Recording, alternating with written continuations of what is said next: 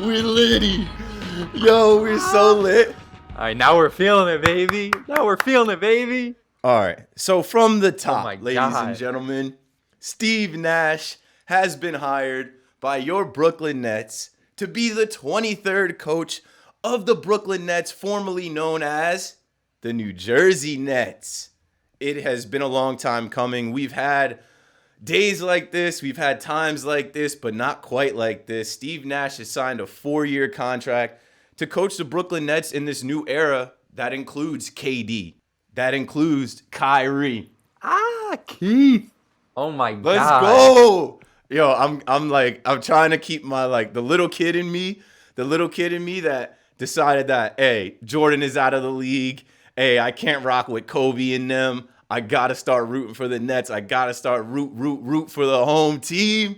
Like, that little kid in me right now is so excited because as a fan, and I don't know who exactly is watching this, I'm assuming mostly Nets fans, but as a sports fan, when your team isn't good and you struggle and you go through those seasons where it's just like you don't even want to tell people you're a fan of this team. I felt that. When you're a Nets fan and you win 12 games in a season, like, nobody's talking about that, but you wait and you hope and you stay loyal to that as a fan, and you stay loyal to that team and you stay with that fan base because you know it's going to turn around one day. It's not always going to be like that. This is professional sports. There are smart guys working in the front office. There's business involved. Nobody wants to lose.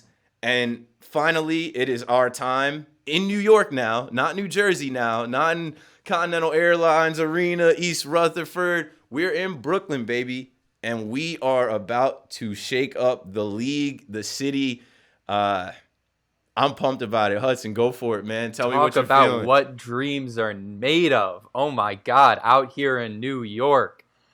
I don't even know how to feel. I didn't think we were going to get this Christmas type feeling, after the KD and the Kyrie day. I was like, all right, that's it. We got our big day, and it's our big day for Nets Twitter, Nets fans.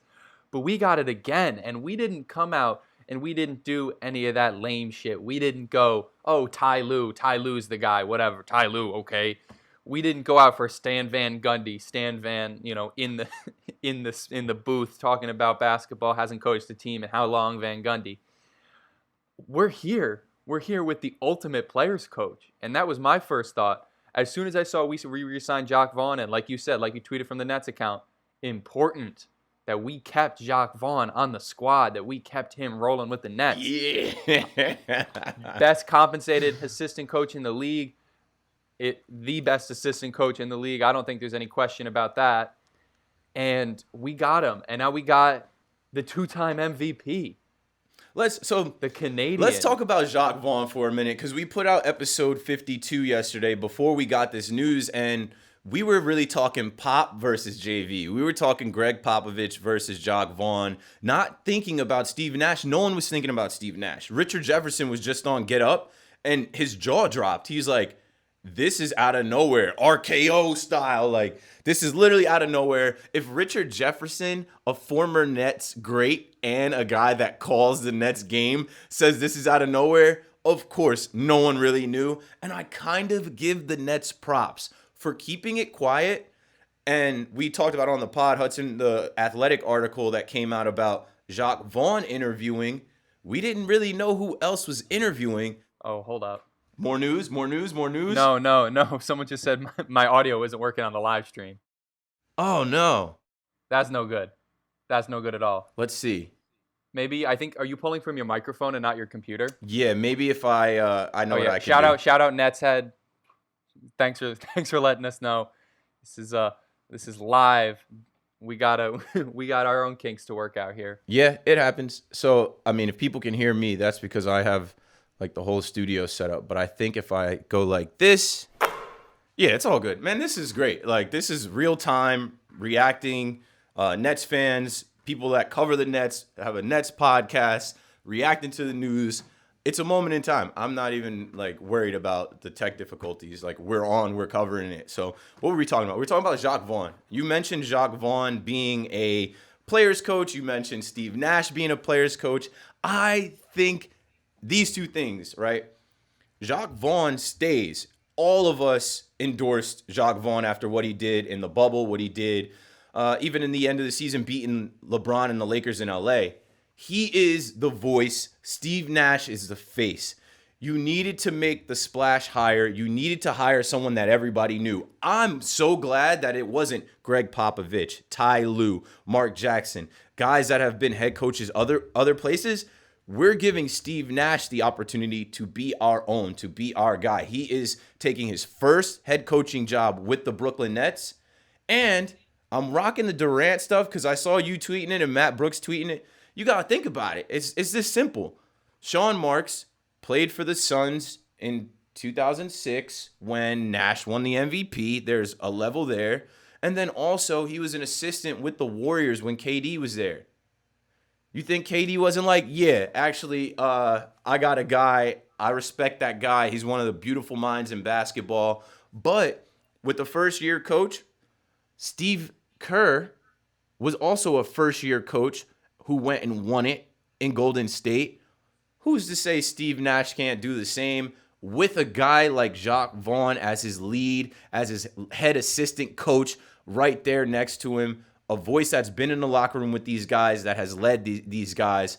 Man, I'm pumped about it. I had no idea. When I woke up this morning, I saw the glue guys were saying, they were like, the glue guys were saying, when's a good time to announce the new head coach? Like, the Nets have been eliminated for a week now, whatever it's been. Like, we should probably announce the next head coach. And we did. Perfect. They announced it at the same time they fired their last one when I was in class. I don't know how this happens. I don't know how this has happened both times. I'm in class. I'm just trying to get my work done. And I see my phone light up, and I don't want to look at it because I'm on Zoom and I got the cameras on me. And I'm like, all right. I'm gonna keep my focus on here. Got to learn. Got to go to school. And then I'm like, all right. Let me look. And then I see it, and I just drop my phone. I'm like, oh shit. Like, the news, like, I didn't know what I was expecting. I didn't know what was going on. And then to see that come so far out of left field. And you brought up the Steve Kerr, the comparisons. And I think that's a fair comparison. I think there's a lot of comparisons there. I mean, we got maybe not the same level of play, but we both got, sharpshooters, former players that won, former players that had accolades come into a first-year situation, parachuted into probably the best head coaching situation in the league. Actually, not probably, it is. It's the best head coaching situation in the league by far. And now they come and they got the chance to make their name associated when it comes to coaching with the Brooklyn Nets. This isn't someone that's coming over with any legacy, any previous legacy when it comes to coaching. When you think of, Steve Kerr, the coach, you think of the Warriors because that's all he coached. You think of Steve Nash, the coach, you're going to think of the Nets because that's all he's ever coached. And here we are now, and I feel great about it. It wasn't anything we were ever considering. It wasn't anything we were ever thinking about.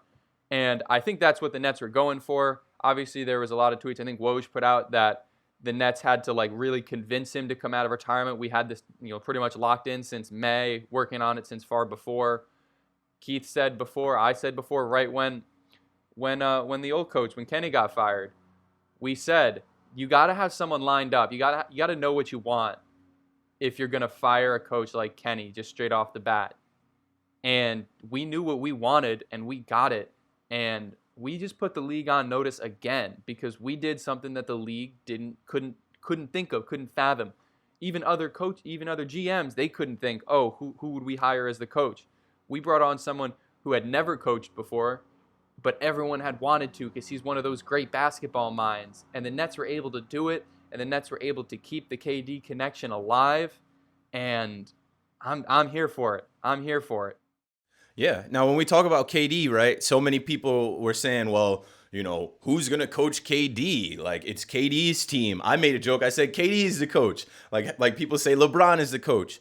But this is a guy that is respected throughout basketball. You hear people talk about how he's got a beautiful basketball mind. He's already got a relationship and rapport with KD. I can't wait to see how he helps Kyrie, how he helps the rest of this team. And you also spoke on putting the league on notice. The Brooklyn Bubble Boys put the league on notice, right? We walked into the bubble and people were saying, why are the Nets even showing up? Jamal Crawford is the best player they've got. Jamal Crawford played 5 minutes. We won a bunch of games in the bubble that no one expected us to win, defying all odds, beating the odds, literally in gambling odds. I just think the Nets are doing it right. I think that the league should be afraid, be very afraid, because once again, we've pulled a rabbit out of the hat. Like, what other tricks do we have? People are talking about how many games the Nets will win. People are like, this team's winning 70 games. I don't know if we'll win 70 games, but I got us winning like 50, 60. Like, it's going to be fun. Like, why not? Well, let's just break it down, bro. When you add KD and Kyrie and now a Steve Nash element to this already competitive team that shocked the league in the bubble, led by Karis LeVert, Joe Harris, Jared Allen, Tyler Johnson, Garrett Temple. Come on. Like, I'm telling you, the league should be afraid, be very afraid, because the Nets made something out of nothing this summer. And even before that, the Nets, when we had Spencer Dinwiddie, DeAndre Jordan, those guys, even Taurean Prince, when we had those guys, we went to the Staples Center and beat LeBron. So what I'm saying is the Nets have the talent. They have the coaching. They have the front office. I kind of wish I bit on some kind of season ticket plan 3 years ago when the Nets are bringing me through and showing me the Barclays Center and treating me all nice, and I was just like going along with it. But hey, it doesn't matter. When we get back to the Barclays Center, when we get back to games, you and I are in there talking Nets, fam. We're in there. We plan on doing some type of outings, doing some type of meet and greet type stuff, going to the games. It's going to be lit. The Mecca used to be Madison Square Garden. Now you got to take the train a little further down to Brooklyn and find the center of the basketball universe in New York. I cannot wait.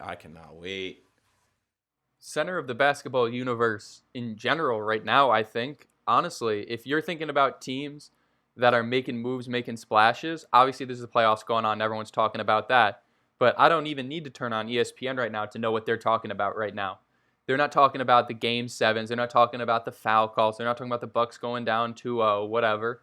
They're talking about the Nets and what the Nets did and what KD and Kyrie and Steve Nash. Gonna have to get used to saying that. Gonna have to get used to grouping their names together.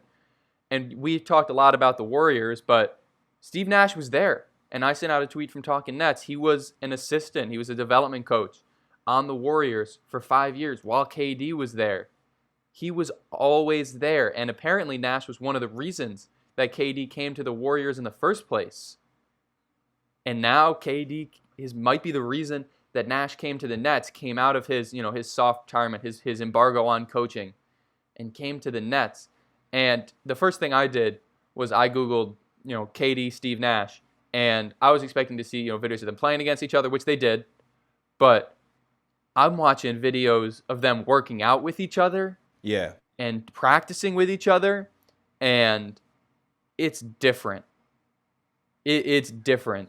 Did you see the video Matt Brooks put out? I'm like, you got it, bro. You're on it. Like, this is exactly what it is. You can connect the dots. It's not that far out of left field. Like, there's definitely something there that has been there before, and it's great. Now, here's two things I want to speak on. One, I saw some people talking about, like, Jason Kidd. Do not compare this to Jason Kidd. Do not compare this to Jason Kidd taking his first head coaching job with the Brooklyn Nets in 2013, that 2013-2014 season. This isn't the case where you had washed superstars like Kevin Garnett, Paul Pierce, those guys. Like, you have guys like KD and Kyrie who are arguably still in their prime, and then a bunch of other young role players. The oldest guy on our team is Garrett Temple at 34. Like, he might not even be with us next year. I would like to re-sign him, but this is a whole different feel. This is a whole different feel from when we got on, Sports Illustrated or ESPN the magazine, where it had Jason Kidd and Darren Williams and Paul Pierce and Kevin Garnett and these guys kind of flexing like the new Brooklyn. Like, nah, that was kind of not it. That kind of was off the mark. But now Sean Marks is on the mark. Hey, you see what I did there? Sean Marks is right on it. We talked about his connection with the Suns. We talked about KD's connection with Nash and the Warriors. I also wanted to mention this because I saw Trevor Booker put out a tweet where he mentioned the fact that I'll read his tweet exactly as he said it, but I feel like I can speak to this as an African American male and a fan and someone that's like just looking at the hire and is excited. But Trevor Booker says, definitely happy for Steve Nash, but super disappointed in the Brooklyn Nets. So many well-qualified African American candidates, and they get looked over by someone with no experience at all. The only reason they felt comfortable doing that is because Jacque Vaughn stayed on board as the top assistant. All right, so let's go backwards. Yes, one of the main reasons they felt comfortable doing that is because Jacque Vaughn is the voice that these guys have had in the locker room in Orlando. Even in the Kenny Atkinson era, Jacque Vaughn is there. Jacque Vaughn is black. He didn't get the head coaching job, but he's the assistant coach. He was just the interim head coach. I don't think this is an issue of black or white. Steve Nash is also Canadian. I don't think this is an issue of, you should have looked at Ty Lue or Mark Jackson. No, and what I spoke on was this is a new era. Steve Nash is a first-time head coach, and he's ours. He's never been a head coach of another team. You don't want someone coming into Brooklyn with that, the record of what they did on their last team, or people judging, their last coaching stint and, their schemes and, I don't want any of that. It's a clean slate. It's brand new.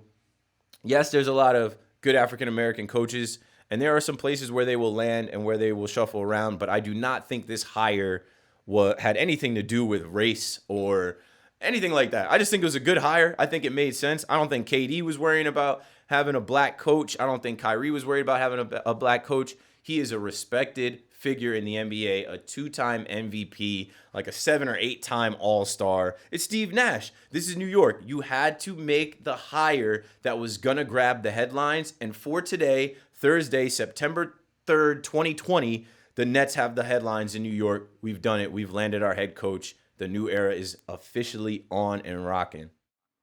Yeah, and of all the teams that I would be very confident that it wasn't a race-related hire, it's got to be the Nets, right?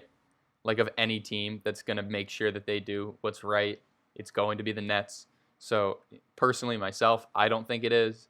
I think when you have someone like Steve Nash that can come in and coach the Nets, you land and you pounce on that opportunity. When you have someone in your ear, when you have KD in your ear saying, hey, I like this guy, this is my guy, you have to listen to that. And it wasn't just KD saying that. It wasn't just Sean Marks saying, I think I played with him. He's a great basketball mind. Obviously, he's got these accolades. I think it's a great coaching hire. I mean, you talk about someone that knows the game from the player's perspective, coaching players. It's just going to be phenomenal. We also had Jacque Vaughn. He was a player. He's also going to be a player's coach.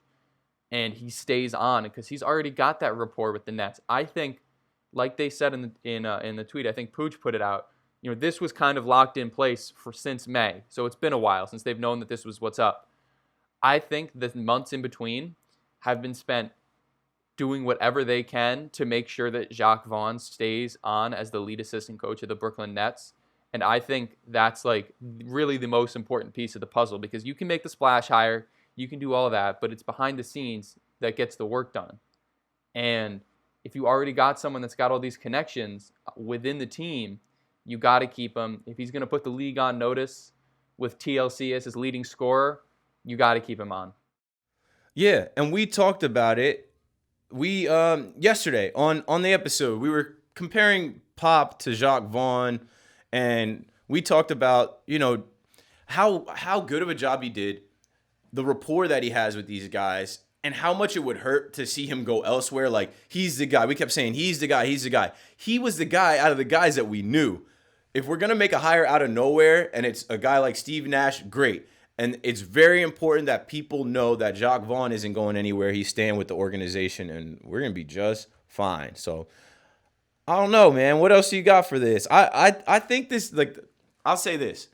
I think that the hype and everything is good. That's why I wanted to go live. That's why I wanted to jump on this right now. You're supposed to celebrate these times. You're supposed to celebrate these moments. And I said in the beginning, as a Nets fan, we've wanted this. We want this pressure. We want this spotlight. But on the other hand now, We have to perform. We have to deliver.